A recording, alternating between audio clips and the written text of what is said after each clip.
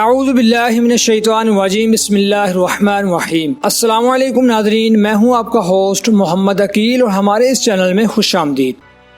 ناظرین عزیز وقار، حضرت ابو امامہ رضی اللہ تعالی عنہ نے ایک مرتبہ فرمایا، ہر کام میں صبر کو لازم پکڑو، چاہے وہ کام تمہاری مرضی کا ہو یا نہ ہو، کیونکہ سب بہت اچھی خصلت ہے۔ اب تمہیں دنیا پسند آنے لگ گئی ہے اور اس نے اپنے دامن تمہارے سامنے پھیلا دی ہیں اور اس نے اپنی زینت والے کپڑے پہن لیے ہیں۔ حضرت محمد مصطفیٰ صلی اللہ علیہ وآلہ وسلم کے صحابہ کو تو اعمال کا شوق تھا، اس لیے وہ اپنے گھر کے صحن میں بیٹھ کر یہ کہا کرتے تھے کہ ہم اس لیے یہاں بیٹھے ہیں تاکہ ہم لوگوں کو سلام کریں اور پھر لوگ ہمیں بھی سلام کریں۔ دوستو، اس دنیاوی زندگی میں ہر شخص کو کسی نہ کسی شکل میں تکلیفوں اور غموں کا سامنا کرنا پڑتا ہے، اور اگر وہ بے صبری کا مظاہرہ کرے،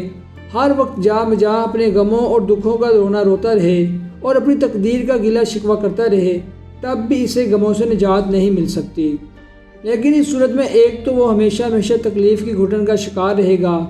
دوسری بے صبری کا بہت بڑا نقصان یہ ہوگا کہ یہ جو تکلیف جو اس کے اعمال میں اجر و ثواب کا ذریعہ بن سکتے تھے، اب اس کو اس کا کوئی اجر نہیں ملے گا۔ لیکن اس کے برعکس ایک انسان وہ ہے جو تکلیف اور صدمے کے موقع پر یہ سوچتا ہے کہ یہ چند دن دنیا کی تکلیف ہے اور دنیا کی تکلیفوں سے کسی کو بھی مکمل چھٹکارا نہیں مل سکتا، اور اللہ تعالیٰ کا کوئی بھی فیصلہ حکمت سے خالی نہیں ہوتا۔ ہاں، اس کی حکمت ہماری سمجھ میں آئے یا نہ آئے، لہذا مجھے اللہ تعالیٰ کے فیصلے کا شکوہ کرنے کی بجائے اس کی حقانیت پر ایمان رکھنا چاہیے۔ اور ہاں، اگرچہ اس تکلیف سے مجھے واقعی صدمہ پہنچا ہے اور اس کی وجہ سے میرا دل بھی ابھر رہا ہے، لیکن مجھے اللہ تعالیٰ کے فیصلے سے کوئی شکایت نہیں، کیونکہ وہی جانتا ہے کہ میری بہتری کس چیز میں ہے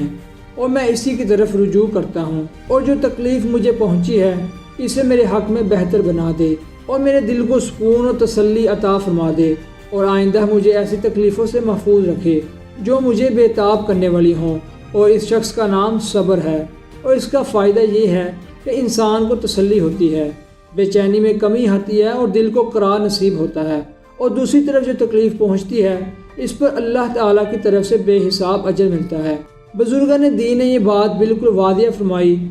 کہ یہ صبر ہزار عبادتوں کی ایک عبادت ہے، جس سے انسان روحانی اعتبار سے ترقی کر کے کہیں سے کہیں پہنچ جاتا ہے۔ اور اس زمرے کی علامت یہ ہے کہ دل میں جب بھی صدمہ پیدا ہو تو انسان کی زبان سے یہ کلمات نکلیں